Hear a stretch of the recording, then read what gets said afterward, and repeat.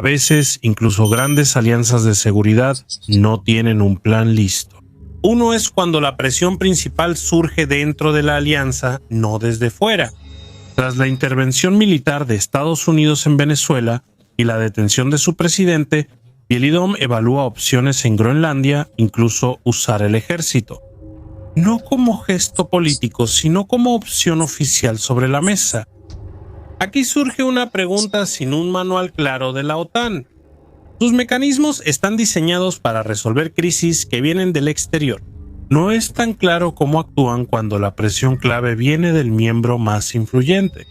Este video no intenta juzgar quién tiene la razón y quién no. Se enfoca en el sistema, sus límites y en lo que puede suceder cuando las reglas chocan con la realidad del poder. ¿Por qué pasa esto? Ya lo tenemos. Si solo fuera una vieja idea que reaparece en medios, Groenlandia no sería hoy tema principal. Su posición estratégica y la presencia de Estados Unidos en la isla han sido tema durante décadas. Lo que ha cambiado no es Groenlandia en sí, sino el contexto en el que se habla de ella. Tras la intervención de Estados Unidos en Venezuela, donde detuvieron al jefe de Estado y lo llevaron a enfrentar cargos, se están cruzando límites. La línea entre la presión política y la acción directa se ha desplazado. Y justo en este momento, desde Washington se anunció que en el caso de Groenlandia se están considerando todas las opciones, incluyendo el uso del ejército. Ese es un punto de quiebre. No porque se prepare una operación militar inmediata, sino porque cambió el marco de pensamiento. El tema de Groenlandia dejó de moverse en el ámbito de discusiones hipotéticas y pasó al terreno de escenarios prácticos. Ya no es cuestión de si la isla es estratégica, sino de cómo se podría obtener en un sistema que no tiene reglas claras para la presión interna. Groenlandia no es un objetivo, sino un caso de prueba en este contexto. Algo en lo que se puede comprobar hasta dónde llegan las posibilidades de una potencia dentro de una alianza que se basa en el consenso, no en el equilibrio de poder. Por eso tiene sentido hablar de escenarios. No es un solo gran paso, son varios caminos distintos que llevan al mismo resultado. Desde la expansión silenciosa de la influencia hasta soluciones abiertas y de presión. Cada uno de estos escenarios tiene una dinámica diferente, un ritmo distinto y un nivel de riesgo diferente. Pero todos tienen algo en común. La alianza no tiene una respuesta clara para ellos. El primer escenario, expansión silenciosa. Al hablar de adquirir Groenlandia, muchos piensan en una versión extrema. Acción militar, presión, conflicto abierto. Por eso, el primer escenario es al mismo tiempo el menos llamativo y el más probable. No comienza con una invasión ni con un ultimátum. Comienza en el momento en que después de los acontecimientos en Venezuela, se mueve la línea de lo que se considera política y prácticamente posible. Las recientes declaraciones de Washington dan un nuevo sentido a la expansión silenciosa. Estados Unidos ha tenido presencia militar en Groenlandia por décadas y opera una base ahí. Cuentan con infraestructura, personal, logística y experiencia operativa. No se trata de entrar en lo desconocido, sino de ampliar una realidad existente. Los primeros pasos no serían noticia. Implica modernizar instalaciones, ampliar capacidades, fortalecer la protección del Ártico y responder a condiciones de seguridad cambiantes en la región. Cada uno de estos pasos sería defendible por sí solo y formalmente estaría en línea con la cooperación entre aliados. Gracias por su atención. El cambio no ocurre en el papel, sino en la práctica. Aunque el estatus legal del territorio no cambia, sí cambia quién tiene el poder de decisión en sus manos. La seguridad se traslada gradualmente a Washington, donde están las capacidades, tecnologías y personal. Cada medida temporal crea un nuevo precedente que será seguido por otro. Al sumar estos pasos, el resultado ya no parece cooperación entre socios iguales, sino un cambio en el control real. Este desarrollo me preocupa porque no rompe ninguna regla clara. No se trata de un ataque, no se trata de un conflicto, no se trata de una violación de tratados. Se trata de un proceso que ocurre dentro de las estructuras existentes. La alianza carece de un mecanismo para actuar si un miembro expande poco a poco su influencia en el territorio de otro, sin un quiebre formal. Por fuera todo funciona, pero internamente el equilibrio cambia. La expansión silenciosa es peligrosa porque no necesita fuerza, no causa una crisis inmediata, no activa reflejos defensivos, ni da a los aliados un momento claro para oponerse. Solo necesita tiempo, un desequilibrio de poder y un sistema que fue diseñado para resolver conflictos abiertos, no para el silencioso traslado de control. Y si este escenario ocurre una vez, se convertirá en un precedente al que se podrá recurrir. Segundo escenario. La expansión silenciosa altera la realidad sutilmente con seguridad. La trampa económica lo hace con dependencia. Este escenario no usa soldados ni bases al inicio. Trabaja con dinero, infraestructura y decisiones que en el papel parecen racionales. Groenlandia es un territorio con enormes ambiciones, pero al mismo tiempo con posibilidades muy limitadas. Cuenta con ubicación estratégica, riqueza mineral potencial y deseo de mayor autonomía, pero enfrenta falta crónica de capital, infraestructura y mano de obra. Aquí la influencia económica supera cualquier presión. Este escenario iniciaría con una oferta, no una exigencia. Inversiones en puertos, aeropuertos, energía y logística. Colaboración en mapeo de recursos minerales, desarrollo de procesamiento y aseguramiento de exportación. Estos pasos pueden apoyar el desarrollo, diversificar la economía y beneficiar a la población local. Y cada uno de ellos sería formalmente voluntario. El problema no está en los proyectos individuales. El problema está en su efecto acumulativo. Extraer minerales en Groenlandia es lento y complicado. Requiere años de exploración, infraestructura compleja, permisos difíciles y procesamiento avanzado de materias primas. Por eso crea relaciones duraderas. Quien financia y construye infraestructura como caminos, puertos y energía, influye en el ritmo, dirección y prioridades del proyecto. Como la mayoría de inversiones clave vendrían del exterior, también el peso de las decisiones se trasladaría. La trampa económica surge cuando los intereses coinciden. Las élites políticas locales buscan crecimiento, empleos e ingresos. Los inversionistas requieren estabilidad, garantías legales y contratos largos. Poco a poco surge un sistema en el que las decisiones políticas se toman considerando lo que es económicamente sostenible, no lo que es geopolíticamente neutral. Formalmente la soberanía sigue igual, pero en la práctica hay menos libertad para decidir sin presiones externas. Esto es aún más complejo que la expansión silenciosa. No es por seguridad, sino por sociedad económica y colaboración. No implica traslado de tropas, sino acuerdos de inversión. La alianza no tiene mandato ni recursos para intervenir en las decisiones económicas de los Estados miembros o territorios autónomos. Por eso la trampa económica es tan eficaz. No requiere aprobación de la alianza, ni reuniones de crisis o activar defensas. Con el tiempo surge otra dependencia. Las decisiones sobre infraestructura, energía y exportaciones empiezan a determinar qué opciones políticas siguen siendo viables. Si en esa situación hubiera un conflicto entre el socio económico y el marco político, la presión actuaría como un hecho, no como un ultimátum. Los proyectos se pueden ralentizar, la financiación se puede suspender, la logística se puede redirigir, sin necesidad de una sola amenaza. La trampa económica es especialmente peligrosa porque crea la sensación de elección donde el espacio para elegir se va reduciendo poco a poco. Por fuera parece desarrollo. En ese momento parece cooperación, pero por dentro se crea una realidad en la que las decisiones se toman bajo la sombra de las inversiones, no bajo la sombra de los contratos. Si un modelo así funciona, se vuelve otro precedente no por la fuerza, sino por el sistema, y esos son los más difíciles de revertir. Antes, estos procesos tomaban tiempo. Ahora pensemos en un escenario sin tiempo. El tercer escenario, crisis de seguridad. Los dos primeros escenarios abordan tiempo, inseguridad y cambio gradual, mientras que el tercero altera el ritmo. No genera presión lentamente, crea una situación en la que se debe decidir rápidamente. La crisis de seguridad ocurre cuando la tensión en el Ártico se vuelve un hecho que ya no puede ignorarse ni posponerse. No tiene que ser una guerra ni un conflicto abierto. Basta con un incidente que cambie la percepción del riesgo. Una crisis así puede tener varias formas. Aumento de la actividad de barcos rusos o chinos cerca de las rutas árticas. Violación del espacio aéreo. Un incidente con la infraestructura submarina o un ciberataque a sistemas relacionados con la defensa y la logística. Estos momentos pueden ser eventos aislados. Sin embargo, juntos crean una imagen de creciente incertidumbre, en la que el argumento de la seguridad se vuelve superior a todo lo demás. En este contexto, Groenlandia cobra nuevo sentido, no como política, sino como espacio operativo. Ante una escalada de seguridad en el Ártico, Estados Unidos podría justificar decisiones rápidas y centralizadas.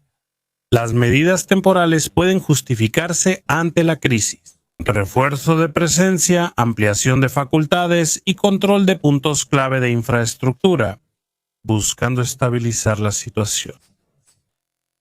La clave aquí es temporal. Las crisis de seguridad permiten soluciones excepcionales que en paz no se aceptarían.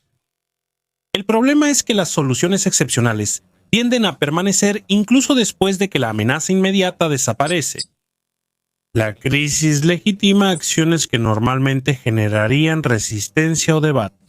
Bajo su sombra, el control cambia sin cambios formales, por eso este escenario nos resulta especialmente sensible. Una crisis de seguridad requeriría coordinación, pero al mismo tiempo resaltaría el desequilibrio de capacidades. Actuar de inmediato da una ventaja natural. Los demás socios se encuentran en la posición de quienes reaccionan, no de quienes marcan el rumbo. Aquí surge la tensión entre la decisión colectiva y el poder. Formalmente, la alianza seguiría funcionando. Habría consultas, declaraciones y reuniones. En la práctica, los pasos claves se tomarían por urgencia y la lógica de seguridad superaría la cautela política.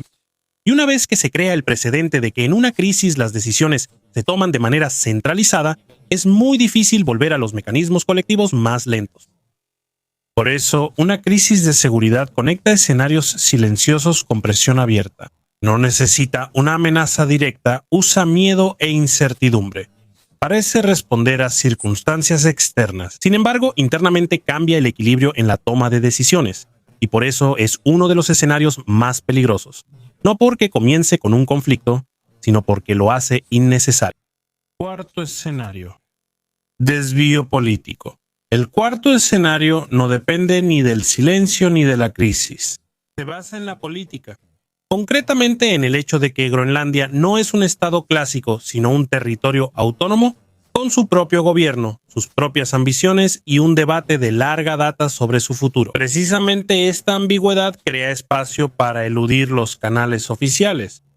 En lugar de presionar a Copenhague, la atención se traslada directamente a Nuuk, no de manera confrontativa, sino como socios. Aquí se plantea un diálogo directo, respeto al espacio, necesidades de seguridad y derecho a decidir su futuro. Ofrecen cooperación, garantías de seguridad y apoyo económico a la representación política de Groenlandia. Es una comunicación con el autogobierno. En la práctica surge una diplomacia paralela que debilita el papel de Copenhague como intermediario y garante exterior. El rodeo político funciona al dar la impresión de que las decisiones benefician a los actores locales y no se imponen desde arriba. El argumento de la autodeterminación es muy relevante aquí. Groenlandia cuenta con identidad, idioma y experiencia histórica propia, y parte de su política busca mayor autonomía desde hace tiempo. Si en este discurso se introduce un socio externo fuerte que ofrece apoyo y reconocimiento, se crea una dinámica que es muy difícil de controlar desde fuera. Desde el punto de vista del derecho internacional, sería un proceso sumamente delicado, pero al mismo tiempo se movería al límite de sus barreras formales. No sería anexión ni violación de soberanía, sino aumento de influencia política mediante acuerdos y compromisos informales. Cada paso podría considerarse legítimo.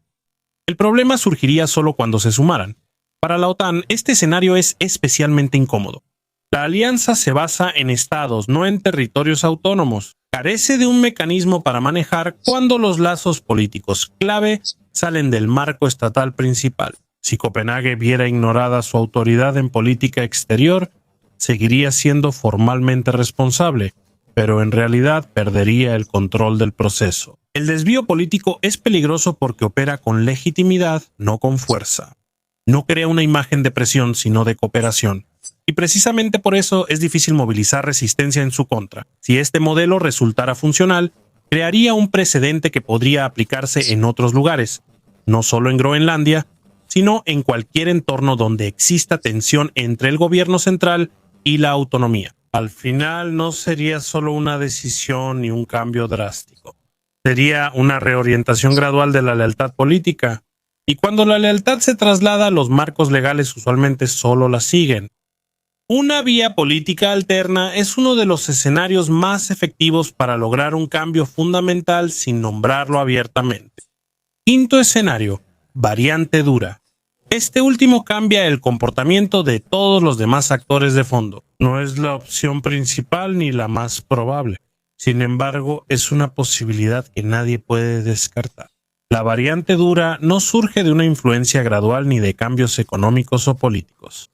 Se basa en una presión abierta que no depende de un proceso a largo plazo, sino de un efecto inmediato. En este escenario, Estados Unidos dejaría de hablar de alternativas y empezarían a hablar de inevitabilidad. La seguridad se consideraría tan grave que exigiría acciones rápidas y unilaterales. Podría ser un ultimátum con plazos o acciones unilaterales para proteger intereses estratégicos. No sería una operación militar completa, sino una muestra de disposición a usar la fuerza si no se logra el objetivo. Es precisamente en este punto donde se muestra la mayor debilidad del sistema.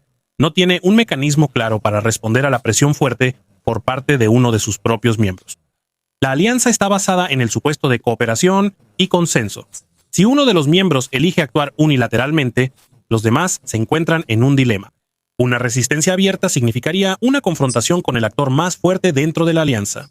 La pasividad implicaría consentimiento y sentaría un precedente. La opción dura es peligrosa, no porque genere conflicto militar inmediato, sino porque presiona a los socios a actuar rápido y con desequilibrio de poder. Las decisiones no se tomarían en base a reglas, sino en base a un cálculo de costos.